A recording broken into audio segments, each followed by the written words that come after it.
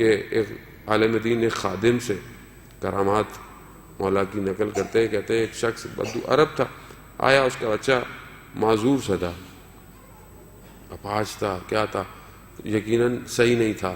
اس نے بڑے اس سے کہ میں تو صحیح چیز مانگی تھی اور مجھے صحیح، اس نے بہت تیزی سے اس بچے کو زری کی طرف پھینکا. خادم کہتا ہے کہ میری سمجھ میں نہیں آیا کہ اتنی تیزی سے کچھ ہوا، تو میں نے کہا کہ اس کو چوٹ نہ لگ جائے، خون نہ نکلے، کچھ نجس نہ ہو، تو میں بھاگا کہ میں اس بچے کو پکڑوں. لیکن دیکھا تو اچانک سے بچہ بڑے آرام سے زری کے نیچے آ گیا اور تھوڑی دیر میں کھڑا ہو گیا اور اپنے باپ کو اس نے آواز دی. تو اچانک سے باپ دیکھا اور وہ وہاں پہ ایک دم شور مچ گیا اور یہ ہو گیا. تو میں اسے بچے سے پوچھا کہ یہ تمہیں ہوا کیا؟ تو اس نے کہا کہ جیسے ہی میرے باپ نے مجھے پھینکا تھا تو زری سے 2 ہاتھ نکلے، انہوں نے مجھے نیچے بٹھا دیا. ہاں عزیزان محترم، یہ 2 ہاتھ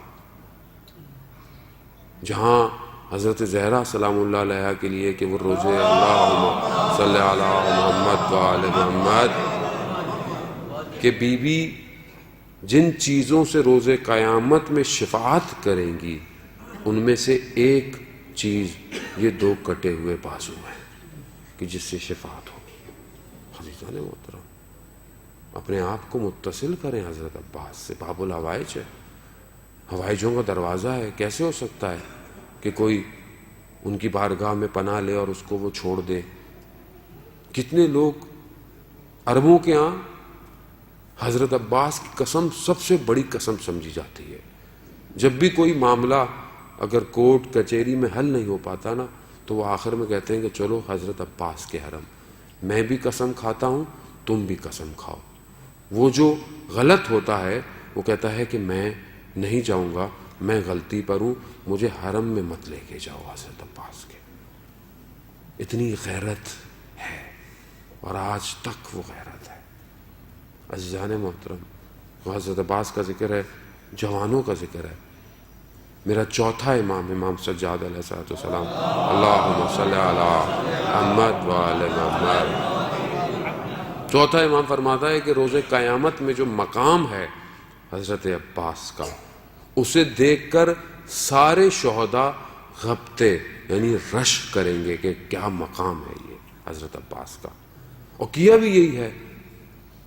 وہ اطاعت کہ جو کرنی تھی، اتنی بہترین اطاعت کہ مشعل راہ بن گئی لوگوں کے لیے، یہ اطاعت کر کر دکھائی ہے حضرت عباس نے. وہ آپ نہیں سمجھے. دیکھیں حسین جس سے راضی ہو، آپ سوچ سکتے ہیں حسین کسی سے راضی ہو اور وہ بھی ایسا راضی ہو. کتنے صحابی تھے کہ جو شہید ہوئے اور جب وہ گرے تو انہوں نے کیا کہا کہ مولا میں نے وفا کی ہے. تو مولا کیا فرماتے ہیں؟ کہتے ہیں تم مجھ سے پہلے جنت میں جاؤ گے. اور 2 نے جان دے دی. وہ ایک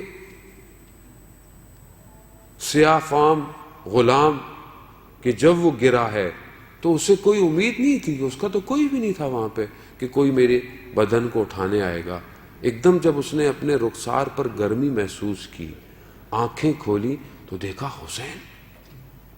تو کہتا ہے کہ کون ہے جو میرے طرح کا یہ کائنات میں افتخار کر سکتا ہے کہ جس کے چہرے پر حسین کا چہرہ ہو. یہ حسین ہے. یہ حسین جب اپنے بھائی کے پاس پہنچا، عزیزان محترم، بڑا مصائب کے مقصد نہیں ہے، لیکن بہرحال خوشی میں بھی ان ایام میں انسان اتنا روئے کہ آنکھ سے آنسو نکل آئے.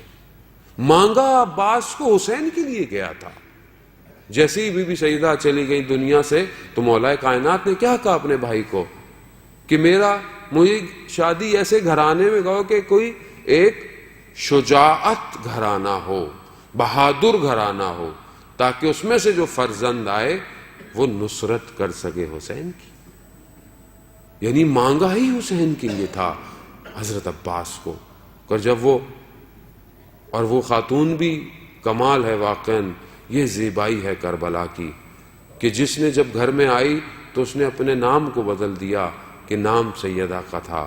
اپنے بچوں سے زیادہ سیدہ کے بچوں پر جان بخشی، اور جب اپنے بچوں کو بڑا کرتی گئی کہا کہ سب کچھ انہی پر قربان کر دینا. کہ جب کاروان آیا ہے مدینہ۔ تو پوچھا گیا، کہا یہ بتاؤ کہ میرے بچوں کا نہیں حسین کا؟ تو یہ کہا کہ میرے سارے بچے اور بھی جتنے اس آسماں کے نیچے ہیں سب حسین پر قربان ہوں۔